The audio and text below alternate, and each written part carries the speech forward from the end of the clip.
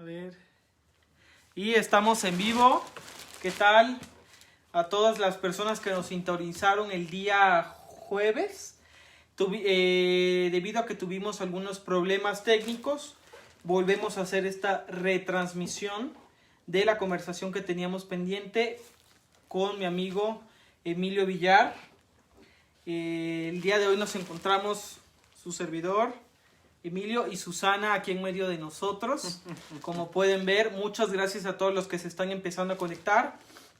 Y pues le cedo la palabra a Emilio para ver qué nos quiere comentar, porque pues sí, esta plática, les comentaba, se tuvo en Facebook Live, pero tuvimos problemas de conexión, entonces la volvemos a retransmitir el día de hoy. Pues muchas gracias, mi muy querido Roberto, me da mucho gusto estar aquí contigo y pienso que vamos a poder sostener un gran conversatorio donde hablemos de algunas dinámicas del bienestar, de la sustentabilidad y del nuevo mundo que debemos construir en función de lograr la justicia, el desarrollo y la prosperidad de todas y todos. Por lo tanto, me gustaría, Roberto, que tú fueras marcando la pauta, que tú nos fueras indicando cómo vamos a ir suscitando este diálogo. Por favor. Perfecto, me parece muy bien. El tema de la conversación pasada y lo que realmente a mí me interesa y me resulta importante compartir debido a las preguntas y al contacto que tuvimos previo a esta conversación, que era nuevo orden y políticas de bienestar, pues sería volver a reiterar por qué hablamos de un nuevo orden y cuáles son estas políticas de bienestar. Para empezar, las condiciones en las que nos encontramos actualmente serían, pese a que se puede entender, más que necesario citarlas y comentarlas. Actualmente, en el momento en que este video es grabado, seguimos en fase 3 del coronavirus o COVID-19, como se conoce, siendo hoy 2 de mayo, sábado 2 de mayo del 2020. Y actualmente el mundo presenta unas condiciones adversas, inciertas en todos los aspectos. Los sistemas de salud del mundo en muchos lados están agotados, no existe esta atención médica, existe una crisis económica, desempleo sin medida, y se prevé que la peor etapa aún esté por venir, hablando no solamente de contagios, sino las consecuencias económicas como las de los años 30 y 40 de la Gran Depresión. Y es justo debido a estas circunstancias que decidimos hablar de un nuevo modelo y un nuevo modelo de bienestar. Y les explicamos por qué hablamos sobre un nuevo modelo de bienestar. El modelo de bienestar surge en 1940, cuando de las primeras personas que lo hablaban fue en la teoría del Estado, el trabajo y la economía, 1936. Y es esta política de bienestar la que contempla una intervención aún mayor del Estado en términos económicos para poder recuperar este sentido, esta protección y un pleno ejercicio de los derechos humanos. Actualmente las preguntas a las que todos nos enfrentamos es cómo vamos a enfrentar y cómo vamos a lidiar con esta situación del coronavirus, con una situación de desempleo y un posible aumento de precios o de endeudamiento, negociación de créditos, cuando las circunstancias a las que nos afrontamos son tan difíciles en un país como lo es México, donde el 60% de la población, debido a una mala distribución de la riqueza, se encuentra en situación de pobreza, ¿no? Presenta situaciones económicas adversas.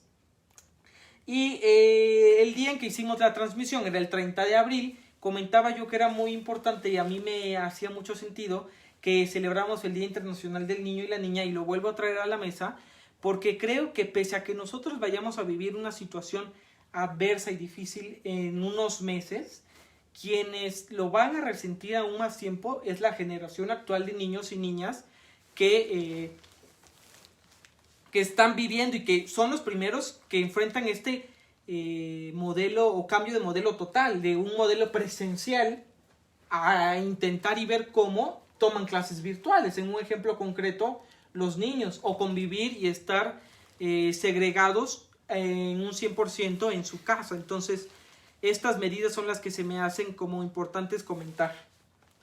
Sí, mira, yo pienso que nosotros debemos lograr un mundo donde haya prosperidad plena.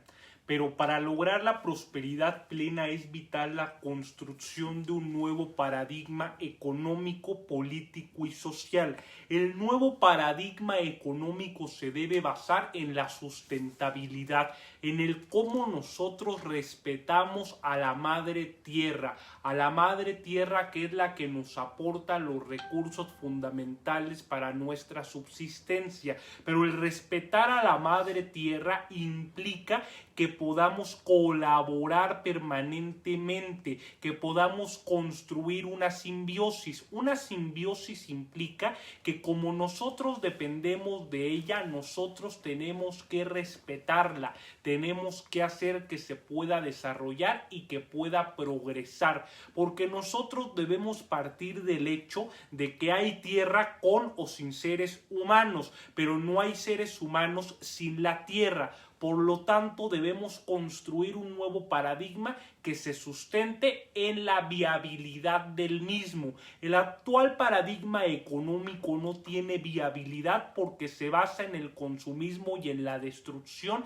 sin sentido, porque es el crecimiento por crecimiento, pero el crecimiento por crecimiento lo que ha implicado es que unos cuantos se enriquezcan a costa del bienestar de la inmensa mayoría y a costa de la subsistencia de la tierra. Por lo tanto, debemos construir un nuevo modelo que garantice educación para todos, una educación que no se base en la memorización de datos inútiles, una educación que no se base en quitarle las habilidades y las capacidades a cada joven. Albert Einstein decía que si tú juzgas a un pez por subir un árbol, este pez pensará toda su vida que es un idiota. Nosotros debemos construir una educación con base en las capacidades y las habilidades de cada quien. Si nosotros redireccionamos el sistema educacional a uno en el cual se dote de las capacidades, de las habilidades, con base en el talento a cada individuo, vamos a tener una educación práctica y una educación de habilidades que nos permita tener una población capaz de poder producir riqueza, capaz de poder generar riqueza. Pero para que esta población produzca y genere riqueza, no debe generar y producir riqueza para que se conviertan en ricos, sino para poder generar bienestar en su comunidad, en su barrio, en su pueblo, en su país, en su estado.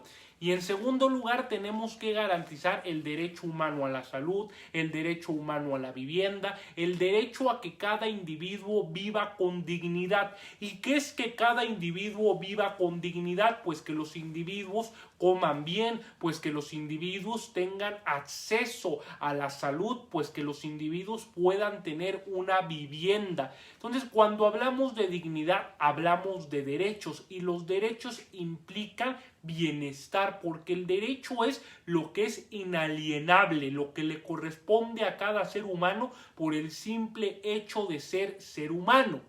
Entonces yo pienso que debemos avanzar hacia la construcción de este nuevo paradigma que se sostenga en los derechos humanos como imperativo ético, pero los derechos humanos deben ser el motor del bienestar, entendiendo bienestar como el desarrollo de todas y todos. Y el desarrollo de todas y todos no solo es el desarrollo de los humanos, sino también es incorporar la agenda medioambiental, porque debemos entender que estamos en un punto de no retorno. Este punto de no retorno lo que implica es que si el ser humano no empieza a construir una nueva política para con el medio ambiente, el ser humano estará destinado a perecer. Por lo tanto, tenemos que asumir el reto histórico que tenemos por delante, y el reto histórico que tenemos por delante es hacer que el cambio climático se detenga, hacer que el cambio climático ya no siga aumentando, y para eso tenemos que cambiar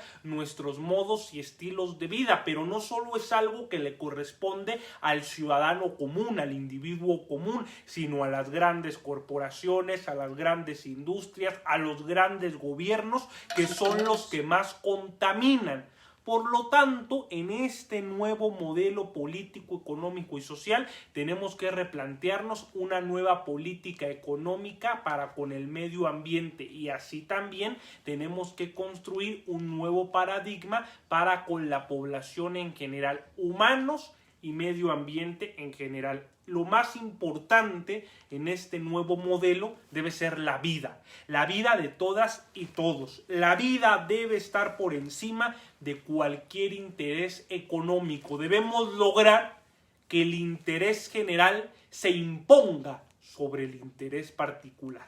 Entonces yo pienso que por ahí podemos avanzar correctamente, Roberto. Justo todo lo que nos compartes, yo creo que es fundamental. Hablas del concepto de dignidad humana, el cual es fundamental que todos entendamos desde pequeños, porque si entendemos que respetando tenemos una mejor ciudadanía, una mejor ciudad, una mejor interacción, las cosas serían muy distintas.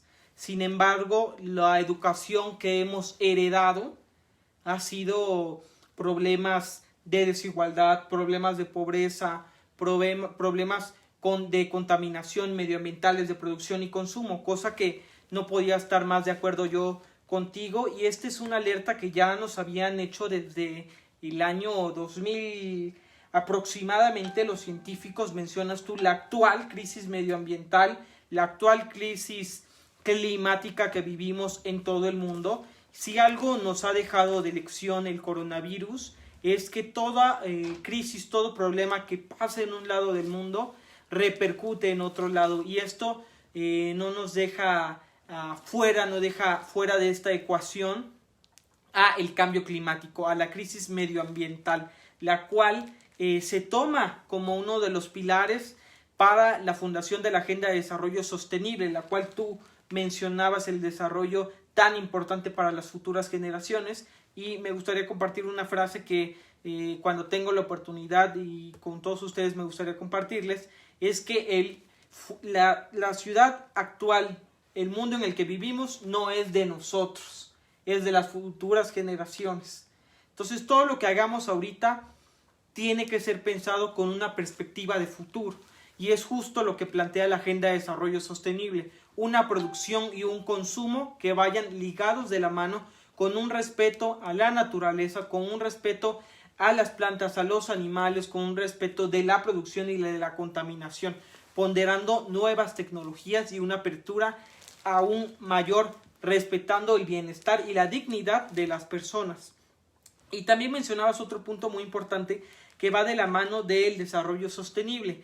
Mencionabas el tema de los indicadores de una manera muy sutil, la cual yo detecto, y igualmente me gustaría compartirles en otro momento una información más abundante a quien le guste adentrarse a la información, pero realmente no es compleja conocerlo, de que para que haya un crecimiento, para que haya este pleno respeto de los ejercicios, un pleno respeto de los derechos y un pleno ejercicio de los derechos, pues tenemos que saber cómo lo estamos haciendo, ¿no? La manera en que estamos produciendo y consumiendo. El impacto que esto tenía en el medio ambiente fue dejado por mucho tiempo como un tema lateral. Sin embargo, la Agenda de Desarrollo Sostenible nos dice que si de aquí al año 2030 nosotros no tomamos acciones concretas, el panorama futuro va a ser aún peor. Es decir, la brecha de desigualdad, la brecha de pobreza va a aumentar. ¿Qué estamos proponiendo a través de la Agenda de Desarrollo Sostenible, la cual emite Naciones Unidas en el año 2000? Desde 1990, con la Agenda del Milenio, consecutiva con la Agenda de Desarrollo Sostenible, pues es tomar medidas concretas por parte de los gobiernos que se identifiquen cuáles son los puntos más importantes y atacar estos problemas con la misión de reducir estas desigualdades en la sociedad, cosa que hablábamos hace un momento en el principio de la conversación. Conceptos tan cotidianos como justicia, como democracia, como valor y dignidad humana parecen ser muy abstractos cuando deberían de ser una realidad del ciudadano. Entonces yo creo que esto es sumamente importante, que como individuos nos vayamos acercando aún más a esta conexión y participación en nuestra comunidad, con nuestra familia nutritiva. Y estas son las medidas que se plantean, no un modelo global donde se diabolice, se sanatice estas interacciones entre un estado y otro. Me gustaría escuchar qué piensas tú de esto, porque sé que nuestras visiones a veces son un poco contrapuestas. Sin embargo, si en lo fundamental concordamos. En lo fundamental concordamos, y eso es lo importante del por qué este conversatorio, ¿no? Donde el diálogo es lo que pondera, la manera de percibir e interactuar es lo que enriquece a las personas, y en este caso a todas las personas que nos ven. Pues muchas gracias. Mira, yo pienso que primero es fundamental recuperar la parte reguladora y fiscalizadora del Estado. El Estado se debe encargar de la regulación y la fiscalización de la economía y también de las relaciones productivas, porque el que haya tanto desorden en el mundo y el que las grandes industrias estén contaminando y dañando tanto al planeta es producto de que el Estado no se ha encargado de regularles y darles un buen manejo. Pero eso sucede fundamentalmente porque se ha perdido el Estado, y hemos perdido el Estado porque se ha impuesto el poder del dinero sobre el poder del ciudadano, sobre el poder de la organización social. Entonces van y vienen partidos políticos, van y vienen estructuras de poder, pero las mismas familias oligárquicas, que son las que contaminan, que son las que están destruyendo al mundo, siguen destruyendo al planeta, siguen contaminando nuestros mares, siguen acabando con la tierra, pero lo hacen porque nadie les pone un límite, y nadie les pone un límite porque pareciera que el Estado está de adorno, porque pareciera que hay un montón de personitas que compiten por el poder político solo para tener puestos, solo para tener salario, solo para andar robando y chingando a la ciudadanía, pero no hay un interés estructural y verdadero del entender que el Estado no es un poder dictatorial, supradictatorial que nace de la nada. No, el Estado nace producto del poder ciudadano, nace producto del poder de la gente, porque el Estado representa la organización y la fuerza social. El Estado representa las convicciones e ideales de la mayoría social, y esa mayoría social es la que debe delimitar a partir de los intereses de la mayoría el cómo se administra y regula la riqueza. Y para eso hay que entender que la contaminación no sale de la nada, Roberto, porque se nos ha querido decir que la contaminación es producto de que usted y yo contaminamos mucho y de que usted y yo somos muy inconscientes, pero no, la contaminación es producto de las grandes industrias que se dedican a contaminar, que se dedican a explotar los recursos naturales, y pese a la contaminación y pese a la explotación, la desigualdad se acrecenta, y la desigualdad es la madre de todos los grandes problemas sociales, porque si hay desigualdad se va a generar pobreza, y si hay pobreza va a haber migración, y si hay migración va a haber violencia, y si hay violencia va a haber inestabilidad, y si hay inestabilidad no puede haber desarrollo, no puede haber crecimiento, no puede haber progreso. El progreso es producto de la justicia, el progreso es producto de la siembra, el progreso es producto de la educación. Por eso tenemos que vencer la pobreza con oportunidades y con educación, la precariedad con siembra, pero para eso es indispensable recuperar la parte reguladora, administrativa y fiscalizadora del Estado, que ya no puedan contaminar y destruir el mundo a sus anchas unos cuantos que además no deja nada para los más pobres, no deja nada para los más humildes, porque concentran toda la riqueza. Miren, yo les pongo un ejemplo, la minería. Todo mundo dice que no, que la minería y la chacha. Bueno, para mantener una mina, les pongo un ejemplo, las grandes minas de Zacatecas. Para mantener una mina de oro en Zacatecas, esa mina para mantenerla cuesta alrededor de... Gracias. Esa mina para mantenerla tiene un coste alrededor de 2,000 millones de dólares. Entonces, esa mina, una mina X, que no voy a decir el nombre, en Zacatecas, cuesta para mantenerla 2,000 millones de dólares al año. Y esa mina genera tan solo 2,000 empleos. Entonces, por cada empleo hay una inversión de $1 millón. No es que a cada trabajador le estén dando $1 millón. Es que los dueños de esa mina se quedan, utilizan ese dinero para mantener la mina. Y efectivamente, la mina produce alrededor de 100 toneladas de oro por año. Pero todo ese oro beneficia a las comunidades de Zacatecas, no. Las comunidades de Zacatecas son de las más pobres, son las que más migración tienen. Zacatecas es uno de los estados que produce más migrantes que se van a buscarse la vida a Estados Unidos porque no tienen oportunidad en Zacatecas. Y bueno, el coste de esa mina es de 2,000 millones de dólares, generando tan solo 2,000 empleos, pero además contaminan, dañan el medio ambiente, acaban con las comunidades. Y ustedes me dirán, pero produce oro. Bueno, ¿y cuánto de ese oro se le queda al Estado? Ni un quinto. Ni un quinto, porque el Estado no aplica su poder regulador, no aplica su poder fiscalizador, y el Estado les debería, cuando menos, si no es que la mina debería ser del Estado, pero ya que la mina no es del Estado, porque los neoliberales se dedicaron a entregar el patrimonio nacional, cuando menos el Estado les debería de cobrar impuestos, y no les debería de cobrar 3 pesos, les debería cobrar bajo una política fiscal. ¿Y qué implica una política fiscal progresiva? Que paga más el que gana más. Entonces, si extraen 100 toneladas de oro, el Estado les debería cobrar cuando menos el equivalente en dinero a 30, 40 toneladas de oro. ¿Cuánto dinero no tendrían las arcas del Estado? Y todo ese dinero, si se utilizara para educación, para salud, para obras que generen bienestar y desarrollo, pues tendríamos un país muy distinto. Pero regreso al punto. Esa mina genera 2,000 empleos sin generar ningún desarrollo para el país y contaminando y destruyendo el medio ambiente.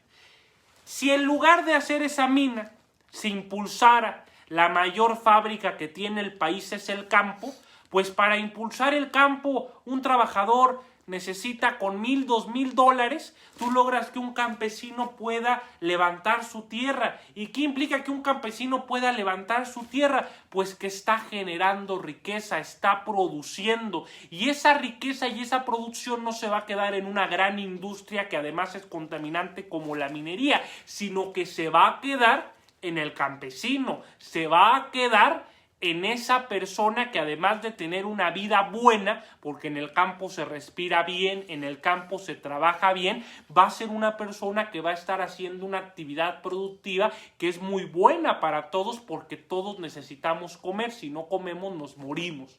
Entonces, yo digo que en lugar de priorizar actividades como la minería, que no generan nada, que solo contaminan, destruyen a nuestro país y que además tienen un alto coste para el Estado, para la naturaleza y para las poblaciones, impulsemos el desarrollo productivo de la tierra, pero démosle tecnología, démosle las oportunidades que requieren para poder levantar su tierra, para poder desarrollar su tierra. No es que estemos en contra de la minería, es que el modelo minero es un modelo improductivo que no genera desarrollo para la población, genera desarrollo para unas cuantas corporaciones extranjeras. Entonces, debemos impulsar actividades productivas que además de que favorezcan y permitan el funcionamiento, el desarrollo pleno del medio ambiente, también permitan que exista bienestar en la población y desarrollo en la población. Entonces yo pienso, Roberto, que tenemos que cambiar el paradigma económico de un modelo económico que solo se base en ganar por ganar a un modelo económico que se base en el desarrollo personal, en la prosperidad personal y en el bienestar colectivo. Totalmente, me encanta todo lo que nos acabas de compartir, es totalmente cierto el caso de las mineras en Zacatecas, donde vemos un deterioro medioambiental, un deterioro en las comunidades originarias, un deterioro cultural, un deterioro y un abandono totalmente por parte del Estado. Esto es sumamente preocupante y es un tema que solo se ha hablado durante campañas políticas. Sin embargo, la realidad de estas comunidades, la realidad para la gente es la misma durante muchos años. Y es otro tema interesante, porque el politiquero mexicano llega y promete que va a regular y va a controlar la minería, sean politiqueros de izquierda o de derecha, porque en Zacatecas ha gobernado la izquierda, ha gobernado la derecha. También. Quien gobierna en Zacatecas. Pero ¿qué es lo que pasa? Que el poder del dinero los termina sometiendo y los termina sometiendo porque esos politiqueros hicieron sus campañas con el dinero de las grandes mineras. ¿Qué es lo que hay que hacer?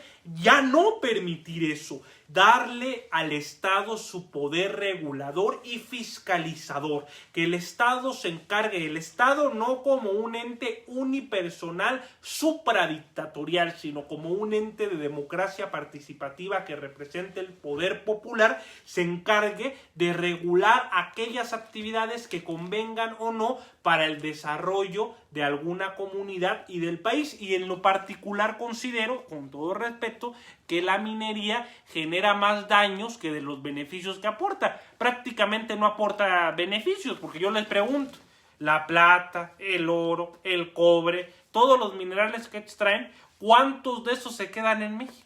¿Cuánta de esa derrame económica se queda en México? Se va a las grandes mineras canadienses, a las grandes mineras de Reino Unido, a las grandes mineras chinas o gringas, pero para el país no se queda nada, para el país solo se queda destrucción, empobrecimiento, pérdida del territorio y daños además irreversibles, porque la minería contamina mucho, ya son daños irreversibles, además de que el daño moral, el daño material, el daño en la comunidad es irreparable.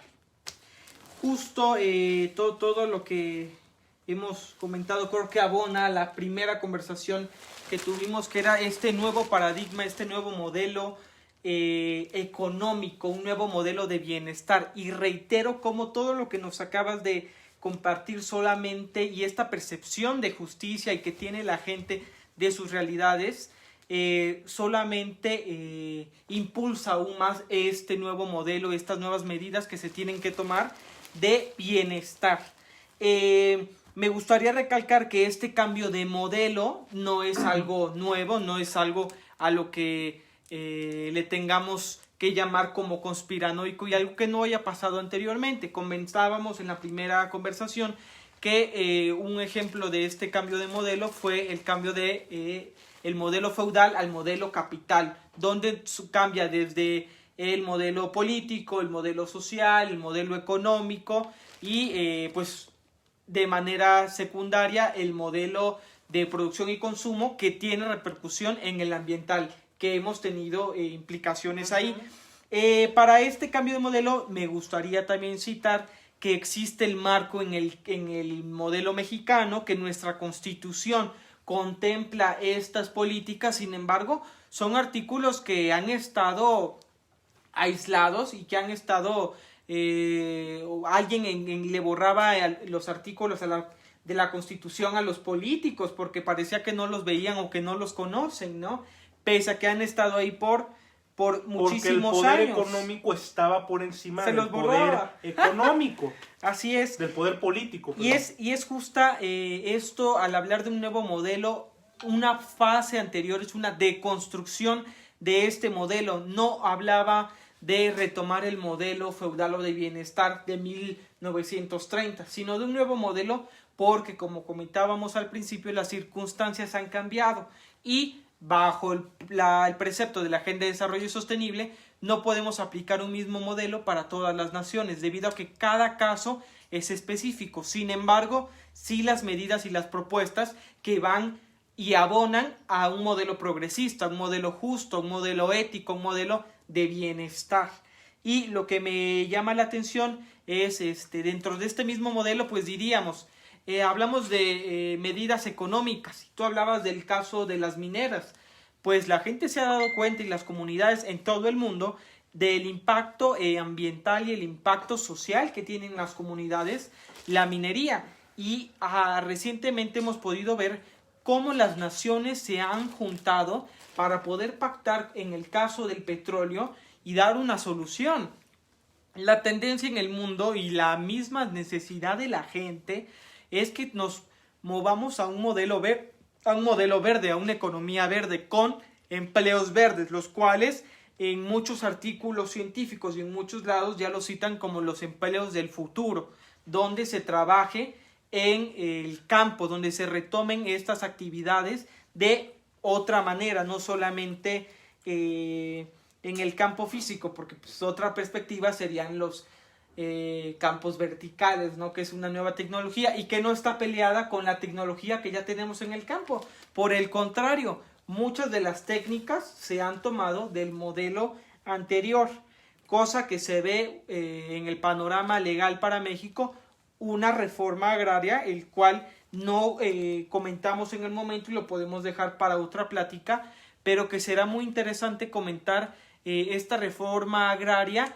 consecuentemente al coronavirus, como una de las medidas que se tienen que tomar. En estas contempladas también las producción y consumo de psicotrópicos como la marihuana y demás regulaciones que se ven venir en el modelo mexicano como una medida paliativa a las sanciones económicas que vamos a tener debido al coronavirus.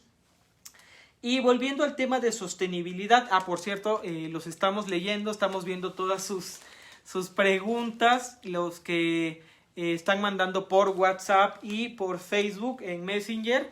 En un momento les vamos respondiendo, pero también me gustaría hablar sobre el modelo de bienestar que estamos planteando.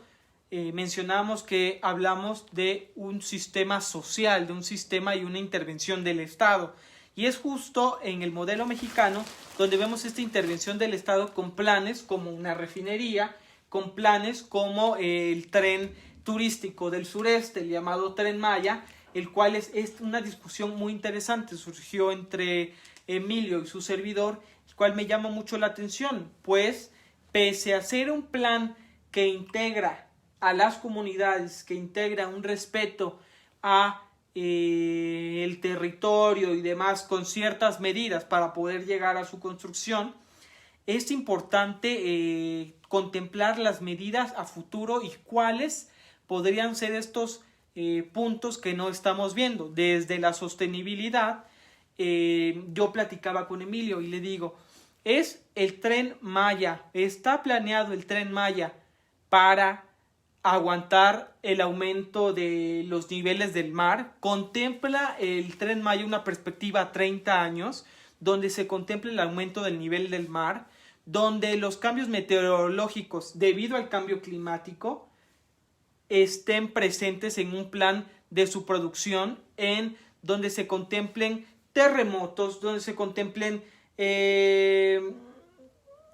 ¿cómo se llaman estas? Huracanes y demás fenómenos tropicales que son ya un referente en el sureste. Tenemos el ejemplo de Vilma, que fue devastador en el año 2004, 2006 si no me equivoco, y que nos dejó una gran lección, y creería yo, me pregunto, si se contemplan estas políticas que son un paso a este modelo de bienestar, es decir, un pleno ejercicio y un respeto de los derechos humanos y de la dignidad de los pueblos que se encuentran ahí, de la naturaleza y, al final de cuentas, del dinero y la inversión que se está realizando del mismo Estado, porque no tiene visión si se lleva a cabo este proyecto y en 5 o 10 años ya no es viable, como el tema de energías, pero es un tema lateral muy distinto. Yo, mira, En primer lugar, el tema del feudalismo.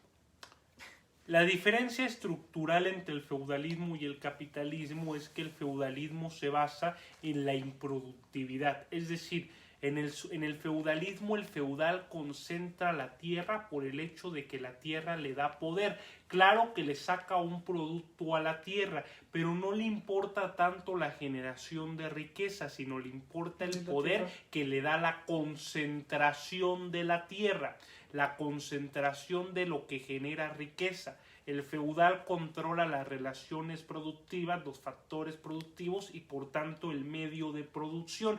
Y en aquella época medieval el principal medio de producción estaba dado en la tierra. La mayor industria del mundo durante casi toda la historia humana, desde la prehistoria hasta la historia del siglo XIX, siglo XX, inicios incluso, pues fue la tierra.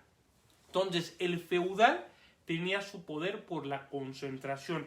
Y en el capitalismo pasamos a un sistema que ya no solo se basa en la concentración, sino se basa en la productividad. Cómo tú a un pequeño espacio de tierra haces que ese pequeño espacio de tierra pueda producir, pueda generar riqueza. El concepto de optimización es claro, donde entra. Pero el generar riqueza implica optimizar los recursos que tienes y darle una potenciación a los recursos que tienes. Y para darle esa potenciación se usa la tecnología. Las Por herramientas, eso, en su caso, es de la historia humana en todo momento. la tecnología, claro, la tecnología es producto de la técnica y la técnica es creación de la inventiva del ser humano para crear una herramienta que le facilite la vida.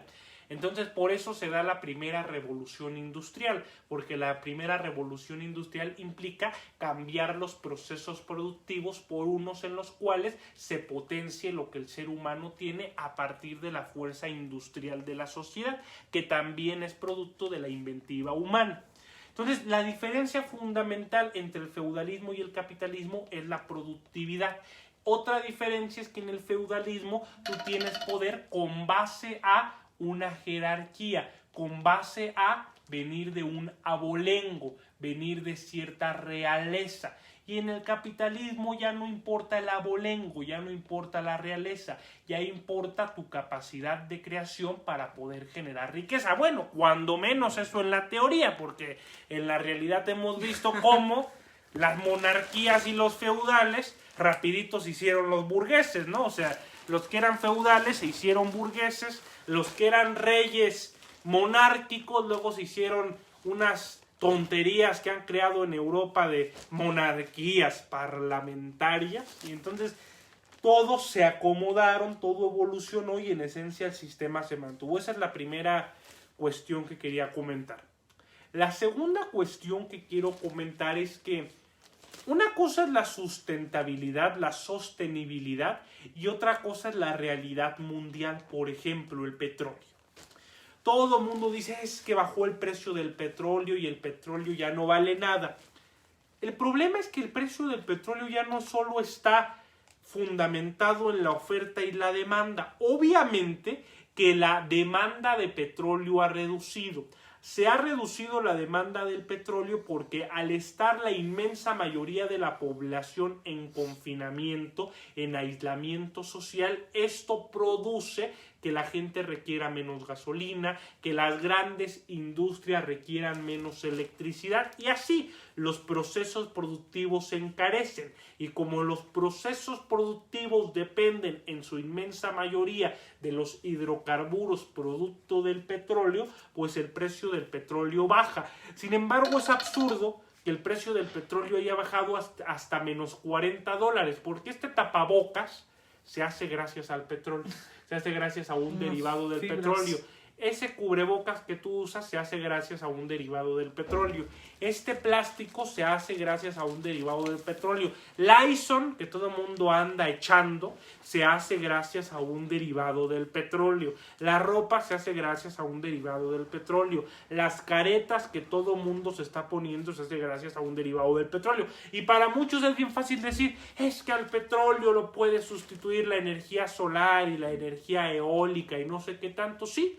Pero el plástico, la ropa, toda la actividad productiva, pues hay muchas cosas que no se pueden sustituir Claro. sin el petróleo, pero Instrumental médico fundamental para la atención que de se hace casos con petróleo. es totalmente de plástico. Claro, claro. Y aquí hay que pasar a otra cosa. Entonces, ¿por qué bajó tanto el precio del petróleo si el petróleo se sigue utilizando muchísimo? Porque la economía no solo está regida por la oferta y la demanda, la economía está regida por el poder económico, oligárquico y geopolítico militar de las grandes naciones del mundo. Hay una confrontación mundial entre Rusia y Estados Unidos. No meto a Arabia Saudita, pues porque Arabia Saudita es una colonia de Estados Unidos. Entonces hay una confrontación entre Rusia y Estados Unidos por a ver quién controla la distribución, la producción y el mercado mundial del petróleo. Y no solo del petróleo, sino de la petroquímica, que es el más importante. La materia prima por sí solo, el petróleo por sí solo no tiene tanto valor. Lo que tiene valor es el valor agregado que se le da al petróleo a partir de un proceso industrial. Vale más el plástico que el petróleo, vale más la gasolina que el petróleo. Por lo tanto, lo que hay que entender es que claro que es indispensable dejar al petróleo, claro que es fundamental ya no usar petróleo porque contamina muchísimo, porque daña el medio ambiente, pero no depende de México, depende de las grandes economías mundiales que controlan el mercado. Y obviamente las grandes economías mundiales quieren seguir usando el petróleo porque por ahora les es muy costoso invertir en energías sustentables, pero además quieren seguir utilizando el petróleo porque las grandes potencias del mundo viven del petróleo. Si bien Rusia no es una gran economía, sí es el segundo país con el mayor poder militar y eso le da un gran poder en la toma de decisiones del mundo. Y Rusia vive fundamentalmente del petróleo. Estados Unidos, en concreto Texas, vive del petróleo, pero ¿cuál es el problema? Que la oligarquía tejana es la misma oligarquía que domina el Partido Republicano y el Partido Republicano actualmente tiene la presidencia y el Senado de Estados Unidos. Por lo tanto, se niegan a avanzar en políticas sustentables porque hay una oligarquía petrolera que vive del petróleo, pese a que el vivir del petróleo implica que estemos dañando al planeta. Entonces, ¿qué le queda hacer a México?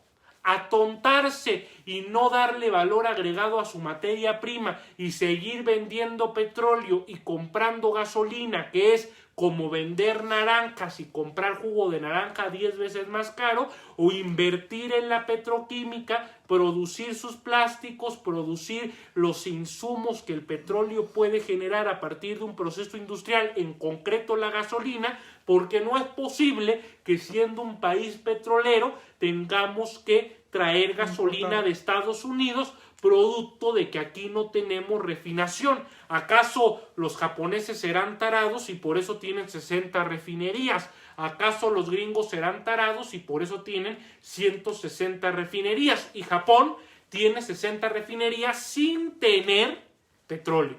¿Por qué tiene 60 refinerías Japón? Porque le da valor agregado y lo más importante no es la materia prima, es el valor agregado. Entonces, hay que entender que hay que impulsar el medio ambiente, que hay que meternos al impulso de una nueva economía medioambiental, pero hay que entender que el problema no son los gobiernos, el problema es la oligarquía. Andrés Manuel está haciendo la refinería porque el uso o no del petróleo, el uso o no de la gasolina no es una decisión de él, depende de las grandes potencias del mundo. Y las grandes potencias del mundo no dan el paso hacia atrás, dicen ya no más petróleo, porque la oligarquía gobierna. ¿Quién gobierna la Casa Blanca? ¿Trump o la oligarquía petrolera anacrónica? Pues la oligarquía petrolera anacrónica. ¿Quién gobierna el Kremlin? ¿Putin o Rosneft? Pues Rosneft, es decir, son las corporaciones las que gobiernan el mundo y son las corporaciones, muchas corporaciones, quienes no quieren dar el salto hacia adelante. Pero ¿qué hace Andrés Manuel? O cuida los intereses del país o dice, vamos a impulsar el medio ambiente cuando el petróleo se va a seguir consumiendo y la gasolina se va a seguir consumiendo y los derivados del petróleo se van a seguir consumiendo, porque México no tiene un gran poder en el concierto de las naciones, producto de que no tenemos aparato productivo nacional, producto de que desmantelaron la industria nacional y producto de que nos entregaron, claro, producto de que nos entregaron completamente a Estados Unidos. Entonces, la refinería se debe hacer, pero eso no quiere decir, es como China. China es un país que contamina muchísimo.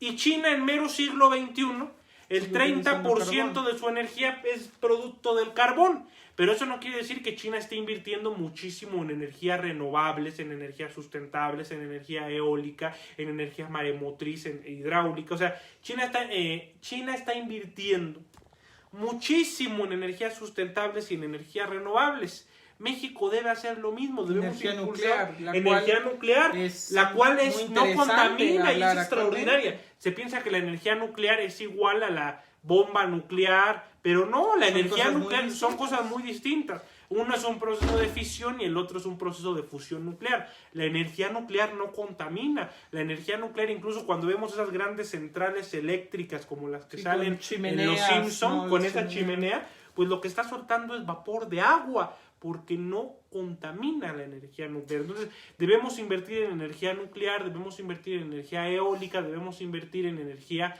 solar, pero no perdiendo de vista que el mundo por ahora va a seguir dependiendo de los hidrocarburos, cuando menos en los próximos 20 años. Pero de que más temprano que tarde vamos a dejar los hidrocarburos, eso es una realidad. Eso es una realidad debido a la contaminación que representa para el aire, para la tierra y tomando el tema del coronavirus. Una de las razones por la que el precio del petróleo también le conviene a las grandes potencias que no esté tan alto es porque, por ejemplo, si tenemos un precio del petróleo a $150 o a $200 el barril como era antes, pues los países, por ejemplo, Alemania, todos ustedes hablan de Alemania. Alemania, pese que es el país del mundo que más invierte en energías renovables, sigue viviendo del garros, sigue dependiendo del garros. Pero ¿qué hacen las grandes potencias? ¿Qué hace Rusia? Si el precio del gas o del precio del petróleo llega a un nivel tan alto, pues lo que van a provocar es que los países dejen de comprar el gas, dejen de comprar el petróleo y se apuren a hacer la transición en las energías renovables. Por eso también les conviene tener un precio no tan alto. Esta regulación y fluctuaciones en el precio internacional del petróleo. Y me interesa mucho volver al tema nuclear, donde desde el punto de la sostenibilidad ya hablamos de modelos, esta innovación tecnológica que los planes de las plantas nucleares que se tienen actualmente en el mundo son de 1930, son de los comienzos del siglo XIX y actualmente ya tenemos modelos que ocupan y funcionan en su totalidad con los residuos tóxicos que tenemos almacenados en campos enteros que solamente representan un riesgo en caso de algún terremoto, temblor, como muchos episodios que hemos tristemente tenido en la historia de la energía nuclear. Sin embargo, se crea una nueva oportunidad, un nuevo panorama desde la sostenibilidad en el tema de la producción de energía y en el tema nuclear. Igual hablamos sobre las nuevas oportunidades y los derechos que se le conceden al ciudadano, a un ciudadano global, me gusta llamarlo, porque hablamos de un conocimiento, de una interacción, de que se involucra en la política global, de involucrarse en tu política de tu comunidad es involucrarte en la política global. Claro. Y política no satanizado, sino una política de acción y de interés. No politiquería, política que es el servicio a los demás y transformar las condiciones de vida de los demás. Así es, nunca mejor expresado. Y es justo una responsabilidad individual que vemos en el tema de los plásticos. Los plásticos están satanizados y lo hemos visto en las reformas que han impulsado en muchos estados, en el caso del gobierno mexicano, pero son reformas que son sin meditar y que no tienen un trasfondo. Y no entienden que sin plástico habría más contaminación. Por defecto, lo que se debería de impulsar es una economía circular donde los plásticos puedan ser reutilizados, donde puedan ser empleados, cuando ya tenemos modelos donde podemos hacer ladrillos, ¿qué es lo que tejas, tenemos que avanzar? Viviendas. Una economía circular y una economía de la utilización de los recursos hasta que los recursos den su máximo. ¿Cuál es el problema? Otra vez el sistema económico. Por ejemplo, préstame tu tableta. Sí. Por ejemplo, esta tabletita va a llegar un momento que se va a acabar. Va a llegar un momento que va a perecer. Igual el libro. Va a perecer. Favorito de Emilio. No. Va a perecer no tanto, porque ya haya llegado su fecha de caducidad, sino por la obsolescencia programada. Si existiera un programa donde rompen y puedan desfragmentarlo y utilizar las piezas de plástico, metales... Mira, yo te pongo un existe. ejemplo. Los focos que hacía la Unión Soviética duraban hasta 100 años. Los focos que hacían los grandes industriales de Estados Unidos duraban 1 año, 2 años. No porque los focos gringos fueran peores que los de la Unión Soviética, bueno, sí, pero fundamentalmente es porque los focos de Estados Unidos estaban programados para descomponerse. Porque si no, que la industria dejan de la producir. energía y hay una Claro, teoría porque si no dejan detrás. de producir y dejan de consumir. Es decir, el problema es que este sistema se basa en el consumo. Entonces, como este sistema se basa en el consumo y en la producción, se basa en que la gente esté compre.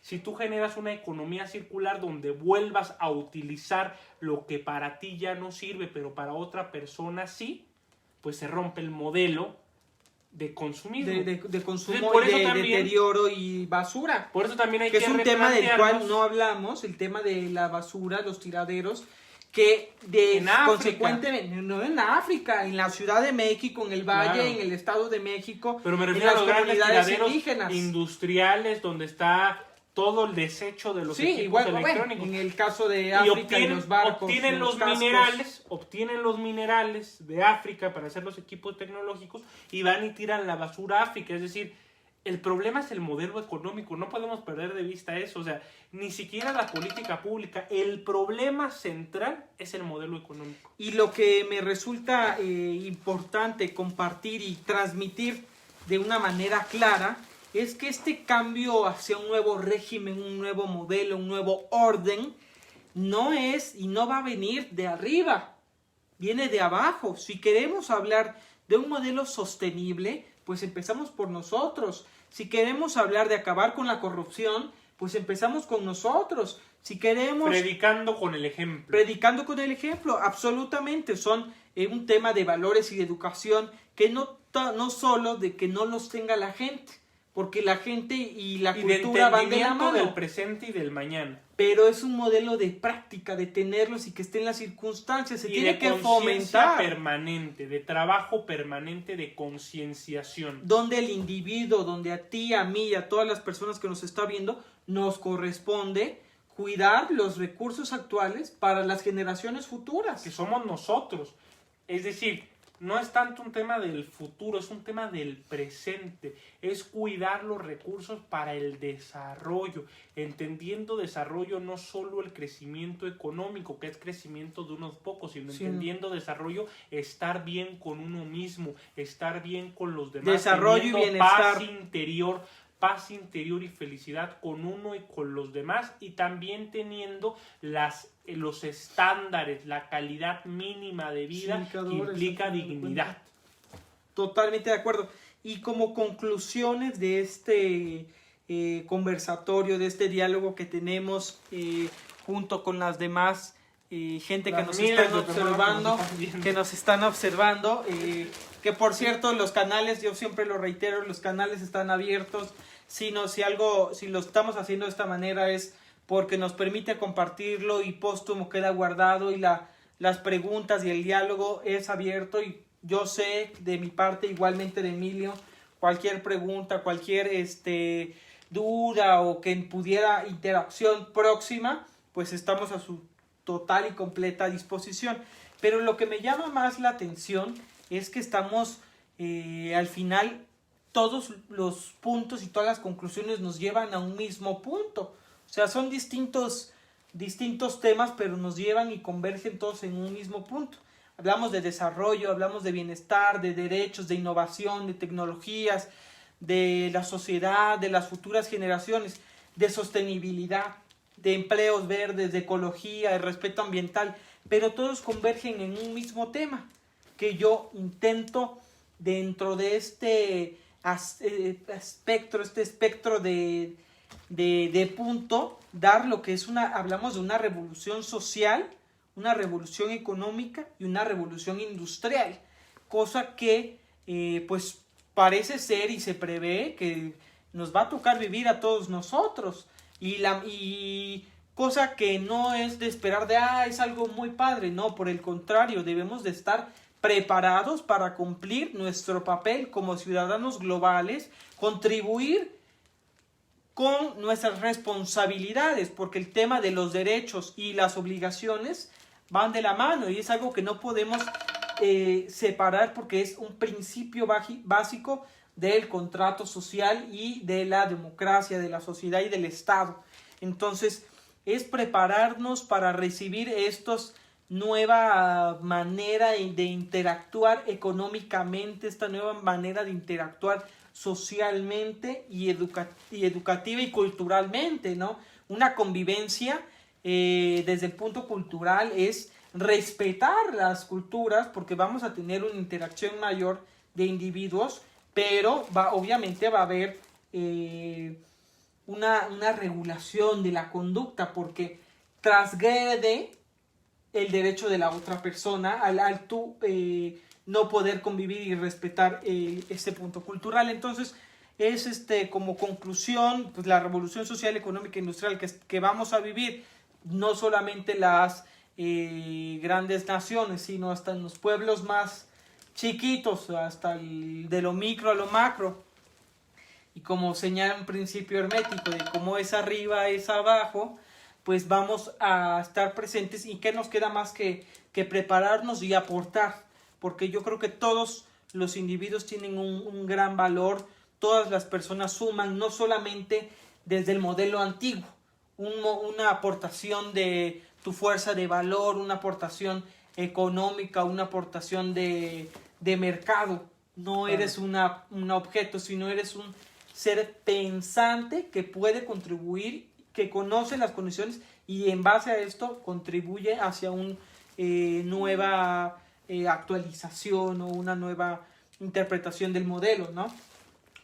Sí, yo pienso que primero es fundamental recuperar el Estado para regular, fiscalizar y darle a cada quien lo que le corresponde, un piso para los más pobres. Esto quiere decir darles los indicadores mínimos de dignidad, darles derechos, darles libertades, darles lo que les corresponde, porque es lo justo, porque es lo humanamente correcto, y un techo para los más ricos que implica límites, que implica regulación y política fiscal progresiva.